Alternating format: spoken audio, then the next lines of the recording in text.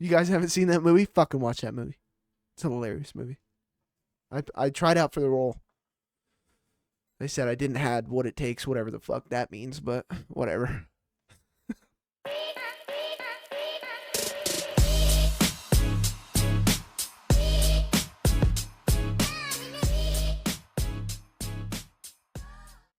Ladies and gentlemen, welcome back to another episode here on Locked Door MMA. We're your hosts. I'm Brevin. This is my good buddy, JP, and we are super excited to be back with you for another episode. This weekend, we have UFC Fight Night, Moreno versus Albazi. This one's going to be out in Canada. And before we dive into this card, we just want to give a quick thank you and shout out to all of our current viewers, our subscribers, those that are non-subscribed right now. Hey, it's free to do. It makes JP and I super happy. Go ahead, hit that subscribe button. We really appreciate it. But as always, thank you guys so much for interacting with us every single week. That's what makes this fun. And we hope to continue to bring you guys super great records and super great predictions like we have been as of late. The perfect card is coming soon. So be on the lookout for that. Without further ado, let's dive into this card. JP, I'll let you start us off. Yes, sir. Also, happy Halloweeny, okay? All right, There we go. Flint Tropics, baby. Jackie Moon. All right, normally my hair's grown out. I pick it out. I went as Jackie Moon one year. This is all I had. But we thought it might be fun. Brevin had a costume. Realized it was somewhere else and not where he thought it was. But he was going to be a Patron bottle? Yes, it's a full-size Patron bottle, and it's only my face that sticks out. So that would have been good, but anyways, I mean, some of you might think I don't look any different. Who knows? But yeah, man, this video's coming out on Halloween, so something funny we thought we'd do. Anyways, jumping into the card. All right, this one's in Canada, eh? Up in I don't even know where at in Canada. Where are we at? Ooh, Edmonton. Alberta, Canada. Okay. Any hockey fans? But first fight on the night. Jamie Lynn Horth and Ivana Petrovic. Yeah, not going to spend too much time on this one because I don't know a ton about either one, but both of them are, doing pretty good so far in their MMA careers, but fresh to the UFC. So that's going to be something to keep an eye out for. I do think Jamie Horth does have probably the better skill set, in my opinion, carries a little bit more power in her hands, has some submission upside as well. She is coming off a split decision loss, but with that being a close loss, sometimes that's a great motivation to get back on the right side of that. Petrovic on her side, not too bad, not too bad. She's one-on-one in the UFC as well. It's got a little bit of everything to her game. I think they're probably pretty evenly matched, but in this one, especially with the possibility of it going to decision, I think I'm going to have to give it to the Canadian. Probably will be doing that a lot this card. So with that being said, give me Jamie Lynn Horth to kick us off. Yeah, not a bad call. Petrovic, she's got some ground game. She's got a little bit of jits off her back, I don't like her stand-up. I think her stand-up's slow, sloppy. I don't think she mixes it up well. Horth isn't like... Neither of these girls are crazy high level, but I think Horth is just bigger. Well, she is bigger. I don't think that, but I think she's stronger and more imposing, and I think that's going to help her. And I just like her striking a little bit better. Like if they're going to stand up, because I can't see Petrovic with Horth's size advantage. I can't see her just bum rushing her, taking her down. So I'm just going to go with the bigger girl, the one that's more jocked, Yeah, give me Horth, the Canadian as well. Little Carlos Leal action there, huh? Juiced out of his mind. All right, that does move us down to the next fight. Chad Anheliger versus Cody Gibson. JP, I'm interested to see your thoughts on Gibson. I know he's coming off that Chandler McGregor series there on the Ultimate Fighter, which we have our queries about. So Yeah. This is the third or fourth person from that season that this is the second time we broke down one of Cody's fights, right? yeah.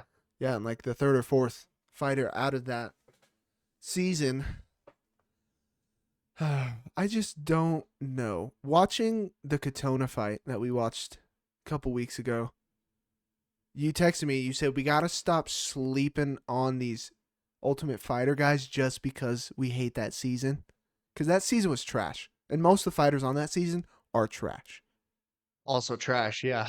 But um, much like Katona, they're I think they're the type of guys who may be gatekeepers, but as they get older, they keep them around in the UFC because they're kind of like savvy vets. They become savvy vets, so they're not going to be like light work per se and easy to get through. They'll be tough, but if it's a real skilled up and comer like Matsumoto who fought Katona, then they'll get through him type thing. I don't think Chad is that. I think Chad's going to want to stand up and bang because he's susceptible to ground game. Cody's going to be the much bigger guy. I like Cody's kicks. His kick game's nice. He's got a little kick game. But yeah, man. I mean, I know Chad's Canadian, but I don't like Chad. I don't like his stand up. His head stays still. I'm just not a fan. I think Cody, the size will help him. I think he uses his size well. If he's got to keep it in the clinch, he will. I think he outstrikes him on the feet. So give me Cody Gibson. Yeah, I'm not going to argue with you on that one. Cody Gibson, like you nailed it right on the head. He's going to be the much bigger guy in this one. He's got a great reach advantage. He's going to come in at least 4 inches taller. And I say at least because I don't know if these measurements are correct, but I do know Cody Gibson is a very tall dude, and Chad, on the other hand, isn't. I do think Cody's going to outstrike him. And like you had said, there's a grappling disadvantage there if you are looking at the skill sets of Chad and Anheliger. He's gotten submitted before. I definitely think Cody Gibson could do the same thing. He fought well in his last one. The wrestling was strong. I think he implements that again on top of the striking and looks pretty dominant. I like Cody Gibson. That's going to be my pick. Yeah, he's he's 4 inches taller, and he has a 7 inch reach advantage. So like that's I don't care what anybody says. 7 inches of reach, that's hard to deal with. It's a pain in the ass for sure. Moving up. This one I'm excited for. I like one of these guys a lot. I can't say his name though. His name is so hard to his first name. Sidey. Fuck. I don't fucking know. Versus Garrett Armfield. Yeah, let's first talk about Sidey's Tapology picture. Very revealing there. Like he's pretty much got nothing on there. I don't know what I'm looking at. I had to scroll really fast. 0-1 in the I UFC. just fucking Came onto looked the at it too. came onto the Contender Series. Got a win there. Got into the UFC. Took an L. Which was interesting because the guy he fought on the Contender Series and the guy he fought once he got a contract was the same person. He won on the Contender Series and then lost by split decision once he got the contract. I don't know, man. I watched this guy fight and I see potential there. I see some grappling upside. He's got decent striking, but in this one, I'm going to have to take the guy that's been in the UFC a little bit longer, has shown that he has different aspects to his game. One that I think has power in his hands, a lot of wrestling upside as well. I'm going to take Garrett Armfield, 2-2 in the UFC. He's got a win over Brad Katona. A loss to Brady Highstand's not terrible. I mean, we picked Brady Highstand last weekend. He was supposed to fight. He's a good fighter. I just think that there's a lot more upside to Garrett Armfield at this point in time, and going off of that, I'm gonna have to pick him. Interesting one. Yeah, the win over Katona. We were just talking about it. Where it's like, I mean, Katona's not a complete can, so it's not like a bad win where you're like, oh, that dude's just ass. But I don't know, man. I don't like Garrett's got power, but I don't like that every time he'll load up, that other hand comes down like clockwork as soon as he's throwing the power. So I don't know if I really like that. I like Sidey's kicks. He's got a great front kick teep. His leg kicks are quick. He's also got decent jiu-jitsu, which I feel like is Armfield's disadvantage. That's how High Stand beat him. A nasty rear naked. yeah, Sidey, he'll mix it up off the back. He's got jiu-jitsu off his back. I know I say that a lot about a lot of different people, but I mean, when they got jiu-jitsu off their back and they're trying for submissions then too, it's just more impressive than somebody who's just pulling them into guard and accepting it being there, and then we're just getting worked for that round. At least he's trying to get up. He's trying to throw subs. Um, and Sidey's going to be bigger. I mean, I sound like you now. I'm falling in love with these bigger strikers, dude. But yeah, I think I'm going to take Sidey. Close lines here. Very close lines. Right now, I think it's, yeah, minus 148 and plus 124. So close lines, but I'm gonna go opposite you and go Sidey. Yeah, and that's fair. I don't blame you with that one. I will be interested to see how the wrestling exchanges play out in this one. I definitely think Garrett's got the wrestling upside, but like you had said, Sidey's got the jujitsu upside off of his back. But I mean, in the eyes of the judges, if you're on your back a lot, I mean, I just imagine a world where Garrett's getting off some strikes on top, separating, taking them back down, clinching them up against the fence. We'll see how this one plays out, but in my mind, that's how it goes. I mean, yeah, it's kind of playing with fire because, like I'm saying, you're throwing up all these subs and shit. But I mean, yeah, I agree with you. If we're constantly on our back, having to throw up subs off our back, maybe we should fix the problem. Then at that point, stop getting put on your back. But yeah, it'll be a good one. That brings us down to the next fight here. Alexander Romanov versus Rodrigo Nascimento. We got some big guys in this one. Fat boys, the Doughboy Party is what this fight should be called. Okay.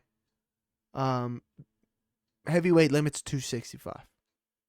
These boys are all 265. Okay, these boys have to cut weight to get to 265. What are we doing? Um, yeah, I mean the lines are minus 108 and minus 112. I always say it. Two grizzlies fighting over a salmon. Holy shit. Um, Romanov, dude's a great wrestler. All right, an arm choke. He put out somebody with an arm choke. If you guys don't know what an arm choke Forearm. is, go look at it. Pretty impressive. Forearm straight to the and he put the guy out. Who was it? Rogerio de Lima or someone like that? Yeah, Yep, Delima. put him out with it.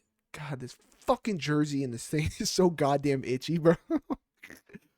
um, but I mean Volkov. Granted, Volkov's big as shit, so he's hard to take down. But anybody who stuffs the takedowns or survives, he gets tired immediately. Always gets tired, and then on the feet, he sucks. He is atrocious on the feet. Volkov threw before the ground and pound, probably like 5 strikes on the feet. Dropped him already. I mean, he's susceptible to teeps. In this one, he has to get Nascimento on the ground, choke him out, or nasty ground and pound and get him out of there. Because I think if it goes long, it goes to Nascimento. I just don't like Romanov. Nascimento's got, what is it? Let me check here. He has a 5-inch reach. They're both the same height, but Nascimento's got a 5-inch reach. He's got a little bit of jits, but his wrestling's trash. So you might run into the problem of Romanov just wrestling the shit out of him. But I don't like Romanov's stand-up. I don't like how he gasses out if he doesn't get the finish. I think Nascimento's better on the feet. Hopefully, I'm hoping his jiu-jitsu will keep him safe, but we'll have to see. But I'm going to take Nascimento. Yeah, this one, yeah, you said it perfectly. It's going to be two big guys, just weighing on each other, leaning up against the fence. Probably going to be very sloppy striking because JP talked about Romanov's lack of striking, but the same could be said for Nascimento. I mean, he's not really a great striker either. You go back and watch the Derek Lewis fight, the striking wasn't present for him, and hell, even Derek Lewis got a takedown on Nascimento. Nascimento's also had some bad losses, in my opinion. Whereas Romanov, yeah, you lost to Alexander Volkov. Volkov's a killer. He's arguably in the top 5 of the heavyweight division right now. And I think Romanov was rushed into the spotlight a little bit too quickly because of the the forearm choke and everything else in between. I think he's got the wrestling upside. I think he's going to utilize that just because of the fact that Derek Lewis doesn't take down a single soul, except he took down Nascimento. He pushed him up against the cage. And if that's how this fight goes, I'm going to take the better wrestler. I expect them to lean up against the cage a lot, do some work in the clinch, and then look for Romanov to get a takedown, look for it to be boring. But I definitely think Romanov does enough to either get a decision victory or eventually tire Nascimento out. Excuse me, to the point that he can get a KO, TKO on the ground as well, because Nascimento doesn't have a gas tank either. So when you're looking at two guys with no gas tanks, give me the guy that can at least get a single leg or a double leg just out of desperation. I mean, that's not a bad point because the Derek Lewis takedown wasn't even like it's not like Derek Lewis shot and like ran the pipe or got a double. It was just a trip, an inside trip, threw him right over, and that's Derek Lewis. Like, yeah, Derek Lewis don't do that to nobody, but we'll have to see. Probably a boring one. Fat boys going at it, whatever. Let's move up to a better fight. All right, possibly a performance of the night bonus. Oh, I don't know. We'll have to see. Jack Shore, Yusuf Zalal. Yeah, this one's going to be good. Both of these guys very scrappy and I would say underappreciated inside of the UFC thus far. Jack Shore 6-2. He is coming off of a loss, a pretty bad loss to Joe Anderson Brito. Um, he has this nasty cut on his shin just from the leg kicks. Brito was literally punching it that shin by the end of the fight. It was disgusting. But I mean, the kid is good. He's got some grappling upside. Um, Nothing really dangerous, in my opinion, on the feet as far as his hands go. And that's really where I think Zalal is going to shine in this one. Zalal can strike from the outside. He's very slippery. He's very fast. He's quick. And he also is a great grappler as well. That was one of the things that we've seen an evolution in when Zalal took a step away from the UFC, came back, regathered himself, and has been on an absolute tear ever since then. He doesn't even have a black belt in jiu-jitsu, but he's putting guys away by rear naked choke in the past 2. I think that says a lot. He survived some very deep submission attempts from your current champ, Ilya Taporia. That was a hell of a fight to watch as far as Zalal's toughness goes. He went on a 3-fight skid at that point, took a break, came back, has absolutely been tearing up the UFC ever since, hasn't lost since 2021, which has been super impressive. I think the kid's a stud. I'm picking Yusuf Zalal. Yeah, I know we've touched on it before, where it's like these guys that get cut from the UFC and then come back. There was a reason you were cut, and they're mostly mid. Yusuf Zalal is the exact, basically proving us wrong with that being the case with all of them, because he came back and boy has found a stride. Okay, dude is on one. Jack Shore, I don't like his stand up either. I hate his stand up. I mean, he just picks his front leg up. I mean, the Brito thing, he's kicking the shit out of his leg. Jack's just picking his shin up. Bro, that's not going to do anything. Brito hammers those things. I think Zalal's going to have a massive speed advantage. Is he longer at all? Pause. He's longer by an inch. Ooh, no diddy. I think, yeah, Zalal's going to be faster. And like you said, like Shore's got a couple wins by sub. He's not a slouch on the ground. Neither is Zalal. And he's longer. He's got those skinny arms. Like you said, rear naked choke. If you got long, skinny arms, oh my God, your choke game probably ridiculous. So I'm going to take Zalal, man. I'm going to back you. I think he's just better, faster, everything. Yeah, 100% agree. All right. Let's move on down. This next one's also going to be probably a really good fight here. Both guys very tough, have been in some absolute wars. Charles Air Jourdain going up against Victor Henry. Yeah, the last time that we saw Charles Jourdain fight. All right, a little history on the show here. Was UFC 300. Anybody raise your hand? Do you guys remember our record on UFC 300? Brevin, you raise your hand. What was our record on UFC 300? It was a really sharp 11-1. 11-1. Actually, it was 12-1. Was it 12? It was I don't 12 and remember. 1. I'm sorry, Teach. Get your head in the books, okay? All the rest of you, none of y'all knew. I didn't see no hands go up. Okay? Why don't we start At studying? least I tried.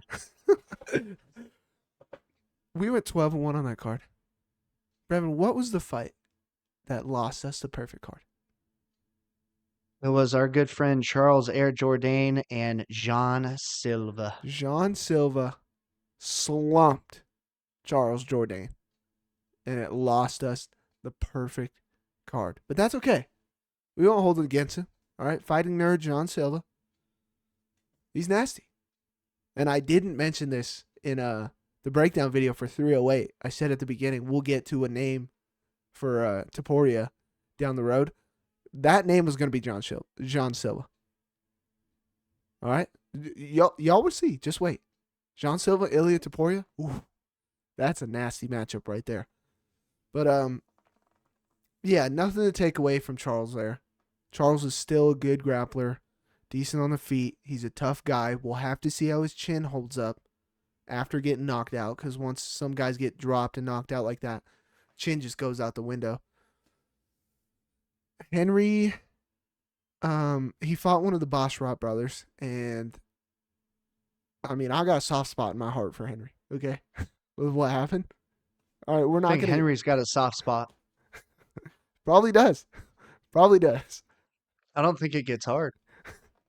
Hey, we don't got to get into it, but I can relate to Henry, okay? I feel for him, man. You guys had very similar injuries. Henry got a very bad kick with the cup in a real bad spot by one of the Barriault brothers and could not continue the fight. I feel for doctor came in and said that it wasn't a blow down there. Yeah, I remember, but did you watch the replay? Oh yeah, no, he got hit Oh, and then bro. he had to go to the hospital. Yeah. He had to go to the hospital. The doctor that came in said, no, you didn't get kicked in the balls, Henry. And he's like, well, it caught all of my dick and my balls. And then he had to go to the hospital because they were swollen up so badly. It hit it on the bottom of the cup, like his toes and his foot went up. I feel for the guy, okay? We've had similar experiences, all right? With that being said, I don't like how he's one of those guys that paws that jab out there, but he just kind of does it light. He's just trying to touch you. But when he's doing that, his other hand's dropping, and then he just paws, quick combination.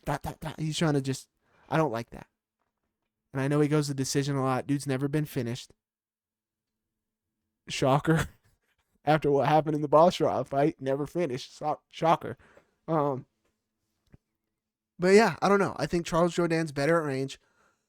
I think if it goes to the ground, Charles has got a better chance at subbing him. I don't think Henry wants it to go to the ground. I don't think he's that grinder type to grind out a win like that. So I'm actually going to back Charles Jourdain again and pick him. Yeah. This one, it's going to be intriguing to see how it plays out because both guys sometimes have problems moving their head off the center line and are susceptible to getting caught by big strikes. However, on the Jourdain side, I wouldn't really fear what's coming at me from Victor Henry. He doesn't throw with a ton of power.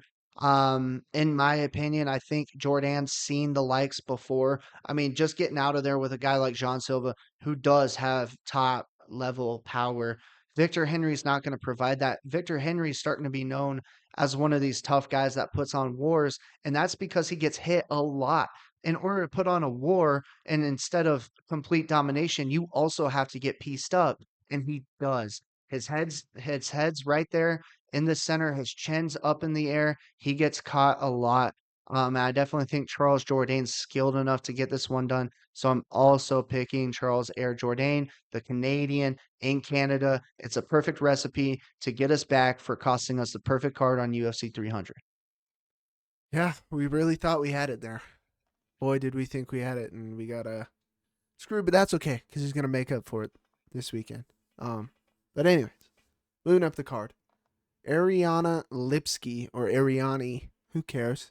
Uh, versus Jasmine Jasudavicius. Yeah, this one's also going to be a good women's fight. You should expect a lot of action. I just think Jasmine Jasudavicius is probably the more skilled fighter, the more well-rounded fighter.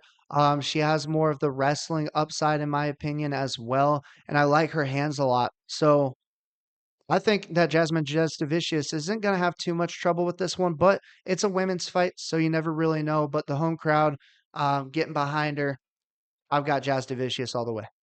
Yeah, we'll keep it short and sweet. Lipski, for a lack of better terms, is gonna get manhandled. Jasudavicius is stronger, tougher, more of a dog. We saw it in the Fatima Klein fight. I picked Klein in that one, but Jasudavicius just ran her over. She's willing to get dirty, grind it out, take her down. She does not care. I can't see Lipski putting her out. I can't see Lipski submitting her. Nothing. Give me Jasudavicius.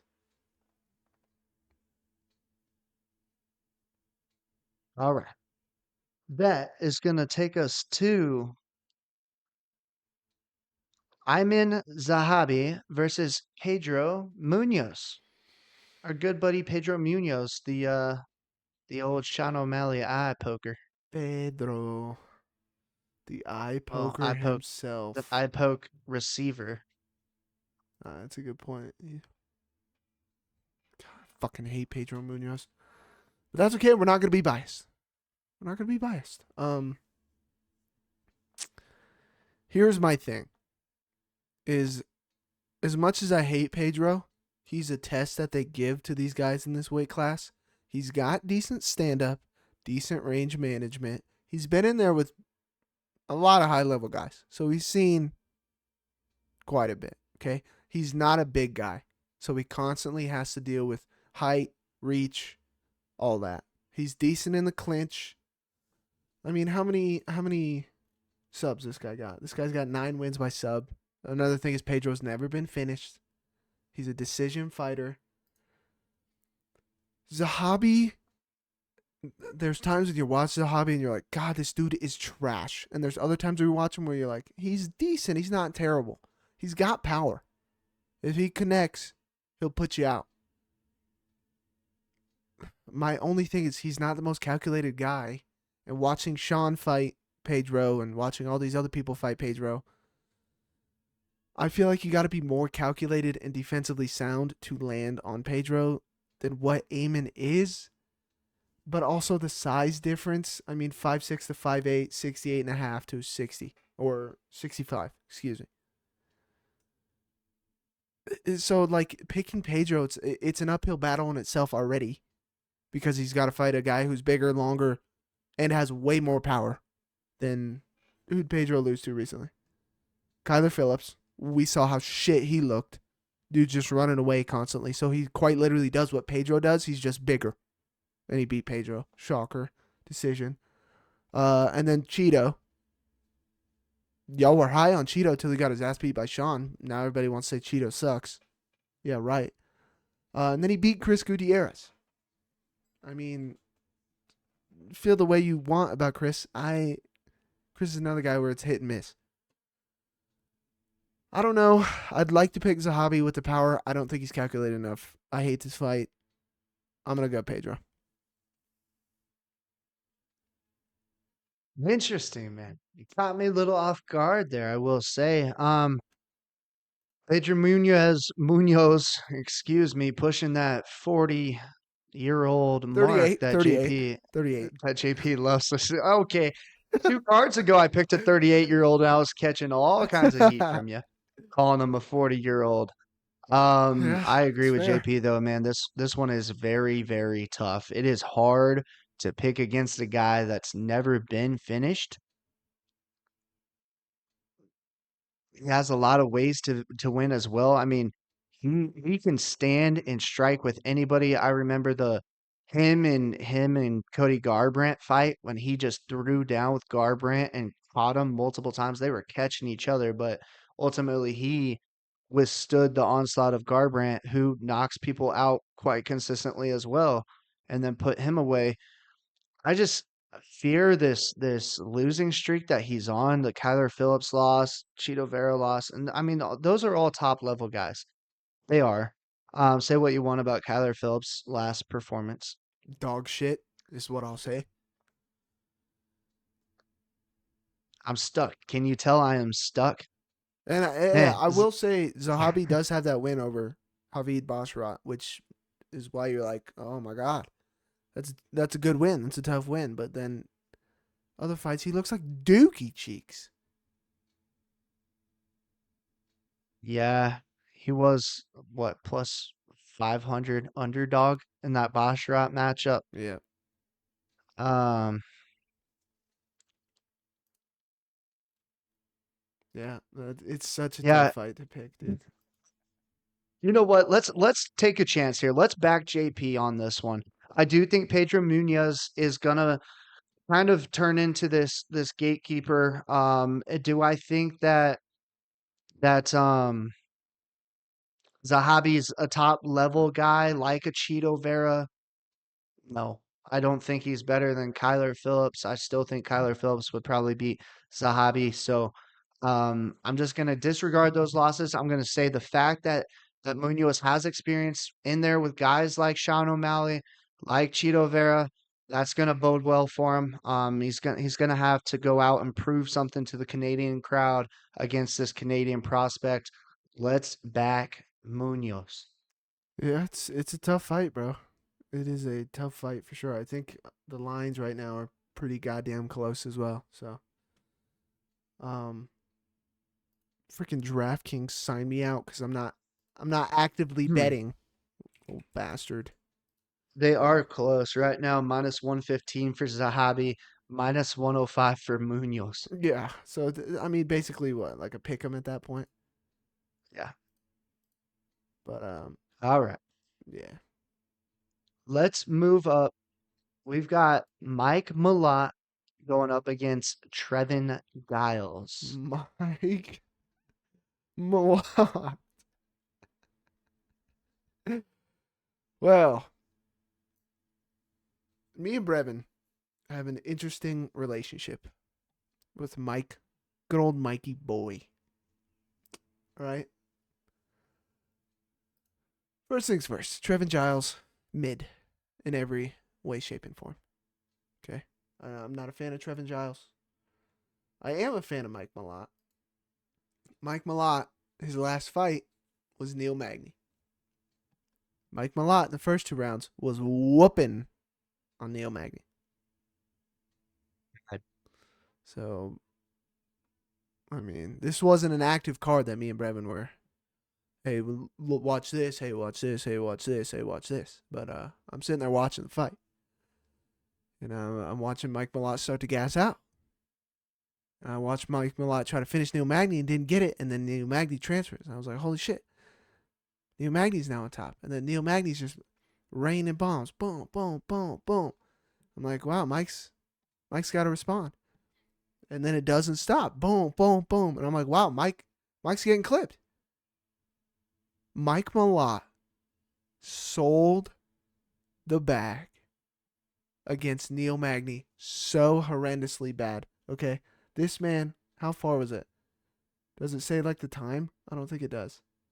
4 minutes, 45 seconds into round 3. 4 minutes and 45 seconds. The round is 5 minutes. This man sold the bag with 15 seconds left. So I was like, holy shit. That was the craziest thing I've ever seen in my life. My phone buzzes. And I go, who's this? And I look at it. Brevin's typing on Snapchat. And said, oh, this dude's about to say, hey, Mike Malott, no way you sold the bag like that. Brevin just texts me dots. And I said, what? So I said, what does that mean? And he said, you just see Mike Malott fumble? I said, oh yeah, that was bad. He choked. Rev said, yep, that's great. I bet on him after the second round. Brevin put money on this man after the second round because he was whipping Neil Magny's ass. And keep in mind, he was a good, decent favorite at that point. So Brevin put Decent little chunk. hefty amount. Yeah, It was decent little chunky. chunk. Little It was chunky monkey. Campbell's soup. It was chunky fucking cookies. Chocolate chip cookies from the store. Double chunk Double, chocolate cookie. double chunk chocolate. That's how And much I bet on Mike Malott. and Neil Magny reached in, stole Brevin's cookie right out of the bag, right out of his hand. Brevin's standing there like a kid at a candy store, crying. Mom trying to console him. So we have a terrible relationship with Mike Malott. With that being said, Trevin Giles sucks. Give me Mike Malott. And we're in Canada. Yeah, we spent a lot of time talking about this. I think the other thing to note too is Mike Malott just beat Trevin Giles in a grappling match, Yeah. which outside of the UFC, like not too long ago, like that in and of itself is funny to me. I think Mike Malott knows that he can beat this guy in grappling. He's gonna be the better striker as well. I don't really see a way outside of Mike Malott gassing. Mike Malott loses this fight. And you know what, JP? We're getting a pretty damn good line on Mike Malott this weekend because of what had happened. So I'm hammering Mike Malott. You're going to give me my money back, brother. Yeah, I was going to say, no way we get fucking robbed twice, right?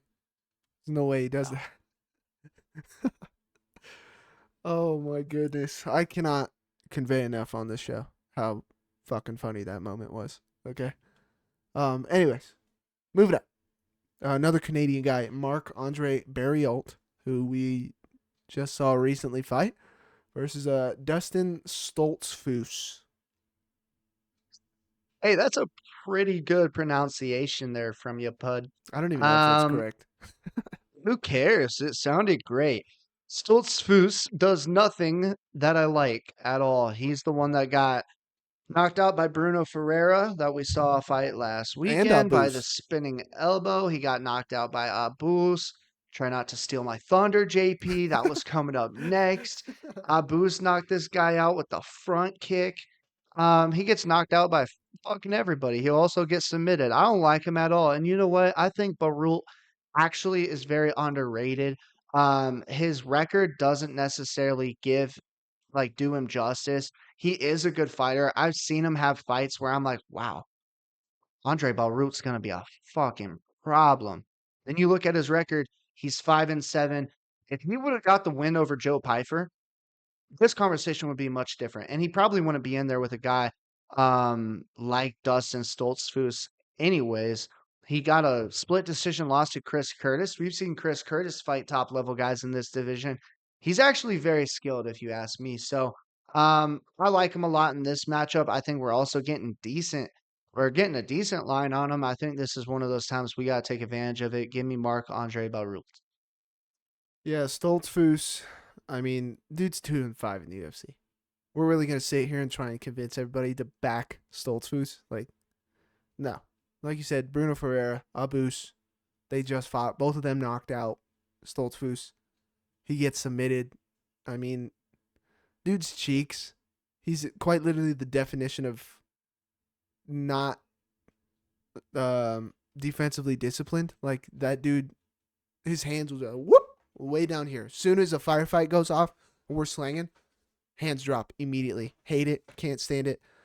Everybody wants to hate on Marc-Andre because he got slumped by Pyfer immediately. Come on, dude. I mean, you guys all Pyfer's were a stud. He's a beast. Dude's crazy. Like, yeah, sure, Jack Hermanson beat him. Jack Hermanson's decent. Fraud checked him, took him long. And then Pyfer came out and slumped Barriault. I mean, come on, bro. Joe Pyfer is disgusting. I'm going to back you. I'm going Barriault in Canada. Give me Barriault. Yeah, I honestly think this is the one right here that we're getting a great line.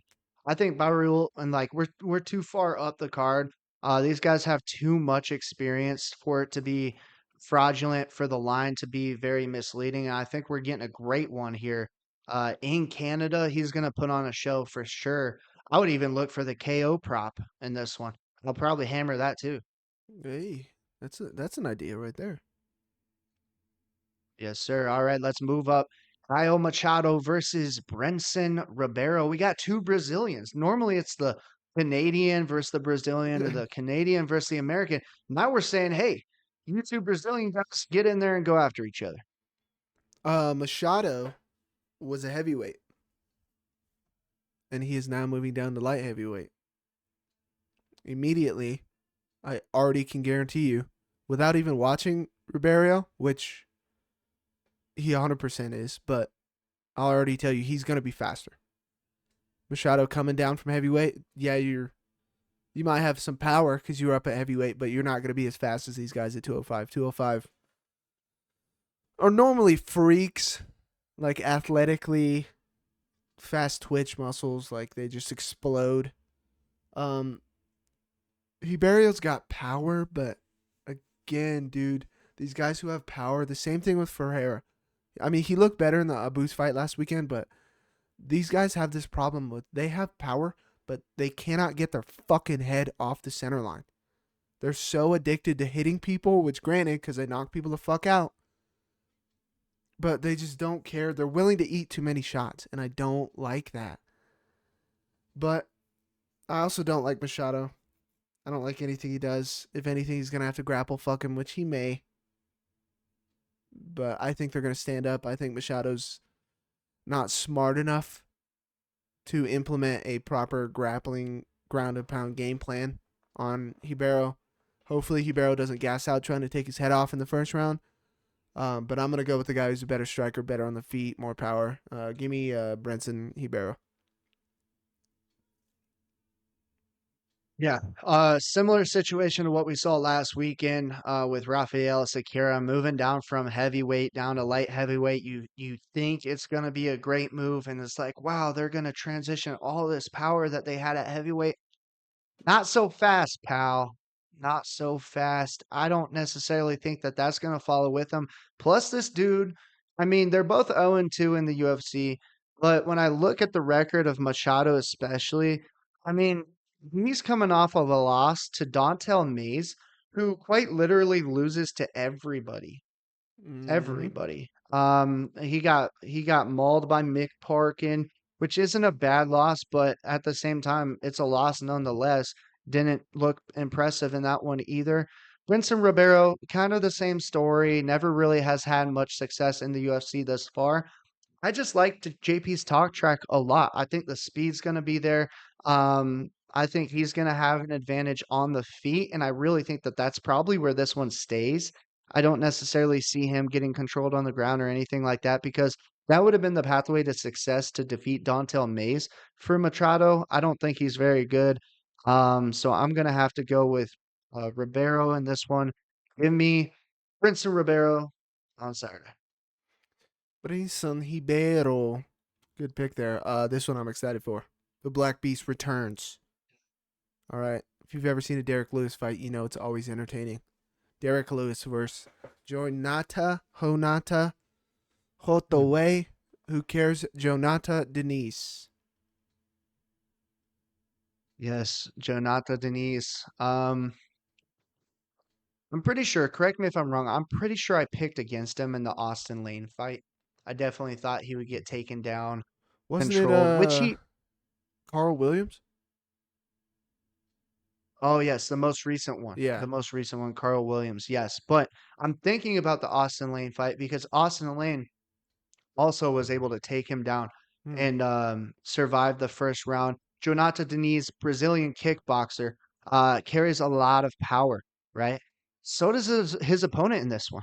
So it's going to be a great matchup. And normally, I would probably think, all right, Diniz, the wrestling's not going to be there. He's probably going to get taken down and mauled. I honestly can't tell you a better matchup for Denise than Derek Lewis, who's going to want to stand and trade. But I definitely think the kickboxing background is going to favor Jonata Denise. And think of this in my head, think of this as a passing of the torch moment, right? Tom Brady to Mahomes, Derek Lewis to Jonata Denise. He carries a ton of power. He knocks everybody out. That's going to be his MO moving forward inside of the UFC. But Derek Lewis is older, 39 years old. Jonata, only 33. They're very similar as far as their size, as far as their skill sets go. but Jonata's a little bit more athletic than Derek Lewis, in my opinion, as well. So I think in this one, that's exactly what it is. We might see Derek Lewis retire. He's kind of been hinting towards that from time to time.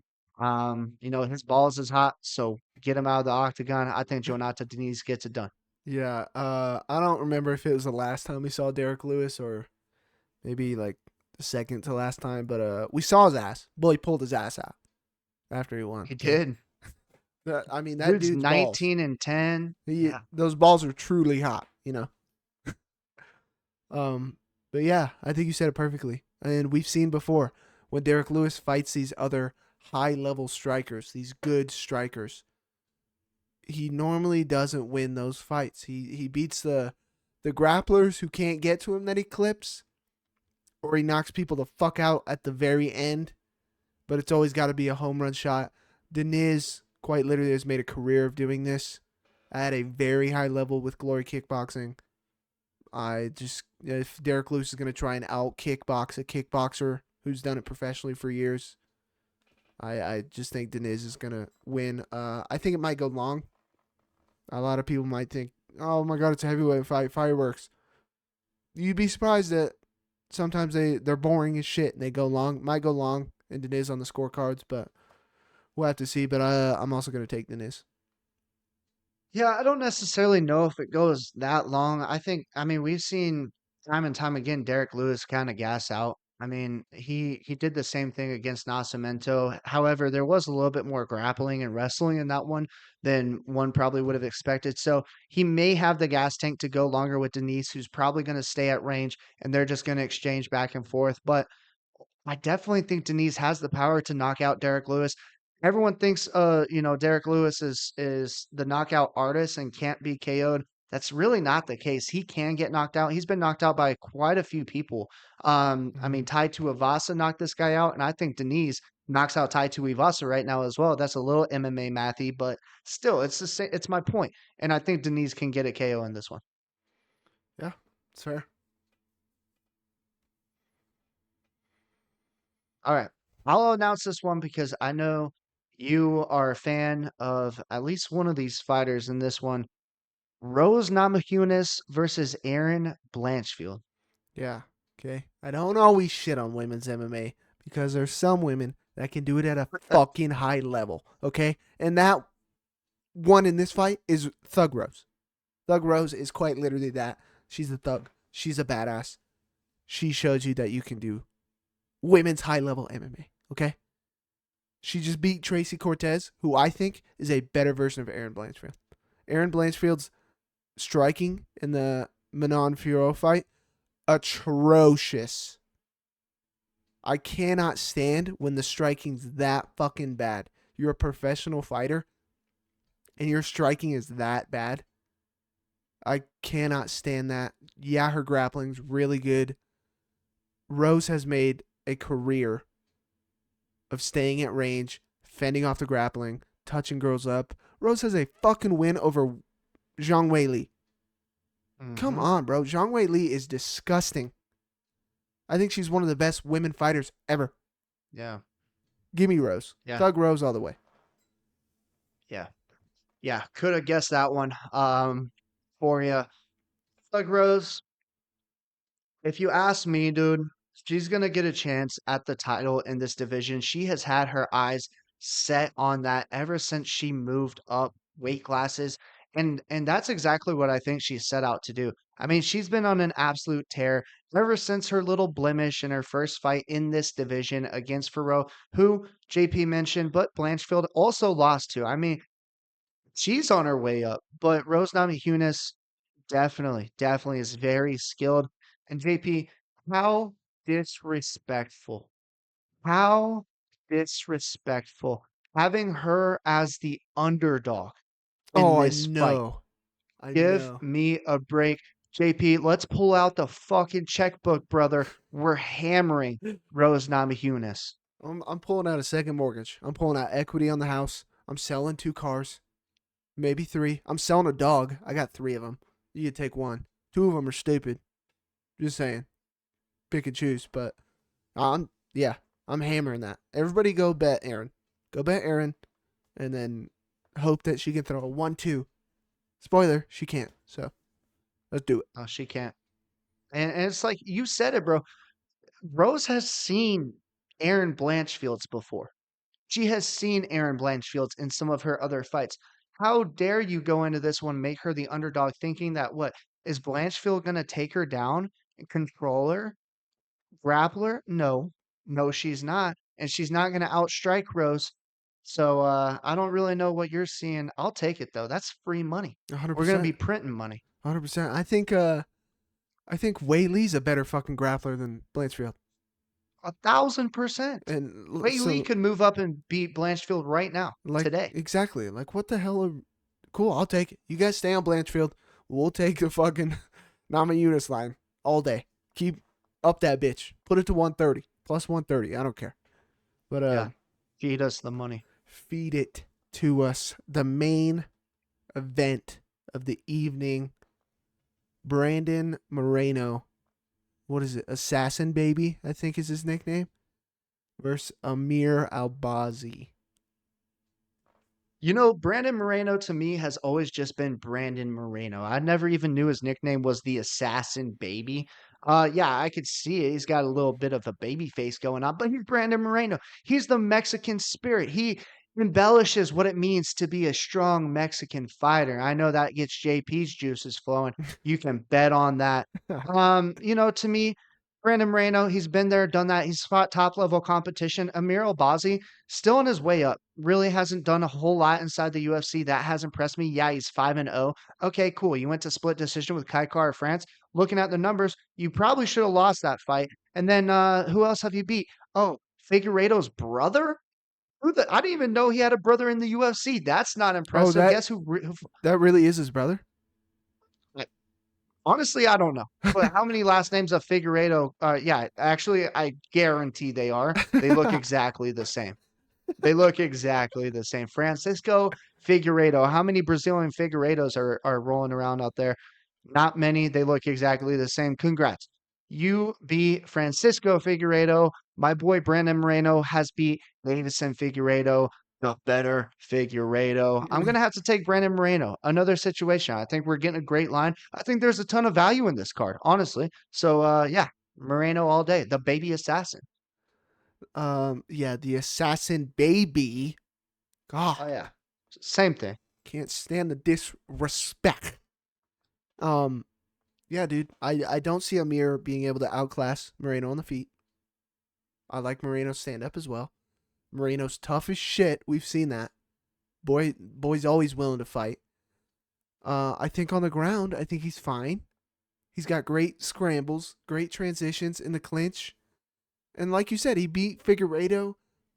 I'd have to go back and watch it. It's been such a long time. I thought he beat Pantoja. But that might just be me being biased. I hate Pantoja. But he's going to be the bigger guy by 2 inches and in reach. I mean, I can't see. I think everybody's seeing the record of Zahabi, and they're getting blindsided by that. Oh my God, it looks so nice. But They're I getting think, excited. yeah, I think Moreno's still good. I think they got to give him something new, someone new, because he fought Figgy, 3 times, and then he fought Pantoja for a second time. So, like, I think they want to see something new out of this weight class. So, I'm going to back you, man. I think Moreno's good enough. Minus 175 is a great line. Give me Moreno. Yeah, bro. He actually fought Figueiredo 4 damn times. That's right. It 4 was times. 4 times. Like, who else are you going to give him? And I think, yeah, they're like, hey, here's some fresh meat. You fought the top of the top. You fought for the belt many times. Like, you were champ. Like, here's someone new. And it's like, yeah, undefeated record, but bro's he's 5-0. He's 5-0. That's nothing. That is nothing when you look at the likes of Brandon Moreno, who has been there and done that, like I've said, 9-5 inside the UFC, except his losses have been great losses, except for very early on in his career, still finding himself. That's the old Brandon Moreno. Now we're on to the new Brandon Moreno. Yeah, and like Albazi, like again, who's he beat? Nobody. His best win is Kai Kara France, as some people think Kara France won that fight. So, I mean, come on, Including myself. yeah, come on, dude. Crazy. We got a cool crazy card. A lot of good lines. Feeling good about that. That wraps us up for the card, but that doesn't wrap us up for the show. Don't go anywhere. You guys know the drill. We got the show parlays. This is my favorite part of what we do for you guys every single week. And I know for a fact, JP and I are back on the locks and more focused and locked in than ever before. We've heard your complaints on all social media channels. I know I responded to a few of you. I'm sorry, but we are back. Let's start off with Lock Door MMA's Lock of the Night. JP, I'll hand it over to you. Yeah, we'll have to see. But I'm desperate, man. I need a win. I need a win so bad. Okay. Last 3 weeks, Mito Mac shit the bed. Before that, I forget. I don't even remember because it's pointless. Who fucking cares? Get him out of here. Trash. And we get the trash taken out on Thursday. See ya. All right. And then the UFC said, "Here you go. Here's this fight for you. I know you made money on him once. He's fighting a bum. Here you go. Yusuf Zalal. Lock him up. Boy's nasty. Chokes on the feet. Doesn't matter. He's winning. Give me Yusuf Zalal, baby." Let's go. Yusuf Zalal, an absolute killer. My lock for Saturday. You guys heard the long drawn out story. He's lost me more money than one could even fathom. But this weekend, he will bring it all back for your boys. Give me Mike Malott to get it done. My lock. I trust in the guy. He's got a better gas tank now. He's fighting in front of his home crowd in Canada. I don't see a way that this doesn't hit. That will be our lock of the night for the week. I'm feeling good about this one, JP. I might get a little chunky on it, you know? Double chocolate cookie. I might throw a fatty on it. We'll have to see. But yeah, I agree. I think it's hit. We certainly might. Now, let's move to Brevin's basic parlay before we get into JP's juicer, because we want to save the best for last. Normally, I don't include the locks. Sometimes I do. Actually, just kidding. I always include the locks, but I didn't know who JP's lock was going to be. We might include both. Hell, we will include both. Let's start this thing off with Yusuf Zalal. This guy's too skilled. He's too good. He's getting it done. Then we will combine that with my lock, Mike Malott. He's also going to get it done. And then to cap us off, the final Canadian, Marc-Andre Barriault.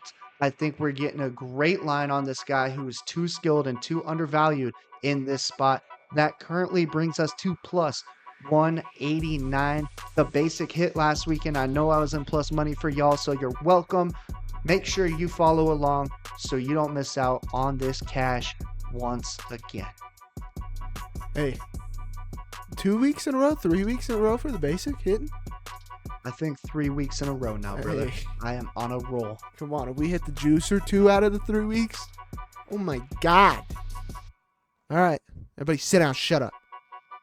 It's juicing time, okay? Now, I had one, okay, that had Zalal and Malott in it. But me and Brevin have been doing this too long. So I'm like, you know what? I'll let the basic and the lock be, but I'm going to throw out the Canadian juicer, brother, okay? Last time I watched a Canada fight, or a fight in Canada, can't talk, Jesus Christ. I believe all the Canadians on the card won. When it was in Canada. We know Malott shit the bed. Maybe I'm wrong. Who fucking cares, because it's hitting this week, okay? First one on the card from Canada. Siri on your phone, iPhone, who cares? Sidey, throw him in there. He's winning, okay? He's beating Armfield. Next one. Lost is a perfect card. Ain't losing this time. Charles Jourdain, throw him in there, okay? Next one, moving up. I had to do it. Jasudavicius, is quite literally going to manhandle Lipski. Throw Jasudavicius in there, okay? I wanted to throw Zahabi, but fuck him. We're taking Pedro Munhoz. Keep him out of there. Next one. We're going to do it. Mark Andre Barriault. I believe that's 4 right now, is it? I think so. The final You spit out a lot of names, brother. Hey, Barriault, not Zahabi. That was just yap. Barriault, Jasudavicius, Jourdain, Sidey, Siri. The 5th one. Have to do it, Brevin. We're throwing Malott in there. Malott took money from us. He is going to make us money. Throw Malott in there. 5-legger, Canadian parlay. In Canada, I think it's it. I do too. Mike Malott is going to be the provider this weekend. Our swing fighter. That's weird to say. Anyways, I think either way, if he wins, we're going to be in the money because all my money is going to be on that guy to pay me back for what occurred not that long ago. Hell yeah, baby. Zalal, he's going to smack up Shore. Hey. Oh, Zalal's going to be fighting for a belt one day, dude. This guy, he's a stud. The way he's been stud. looking, I think he 100% found his stride. You know what they say. If you don't know, now you know. Zalal is an absolute killer. Yep. Hey, we've been sweeping main cards, sweeping our bets. We've been killing it the last couple weeks. All right, get that sweep in. All right. If you don't know, now you know. Flint, Michigan Tropics. We're going to the Flint, Michigan Mega Bowl. All right. You guys haven't seen that movie? Fucking watch that movie. It's a hilarious movie.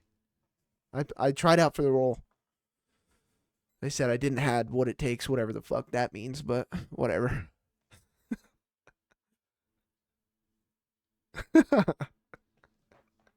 Dying over here. Oh, man. If you've made it this far, thank you for tuning in as always.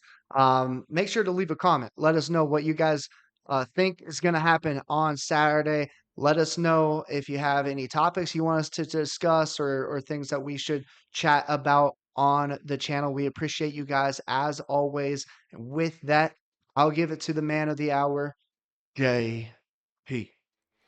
Great weekend last weekend.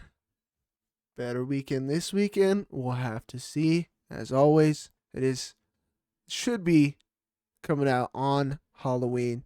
So again, happy Halloween. Yeah, man. Not an early one. Okay, we all get to sleep in. No mimosas. If you want one, you can have one. Yeah, partake. We'll see what the over-under of the high noon count this weekend's going to be for me and Brevin. Not sure Always what the take line the is. over. Always take the over on that one. But, yeah. Thank you guys again. I believe we're sitting at 105 subs right now. Round of applause. Journey to 500. All right. We appreciate y'all. As always, it was a pleasure. Bingo bango, baby. Peace.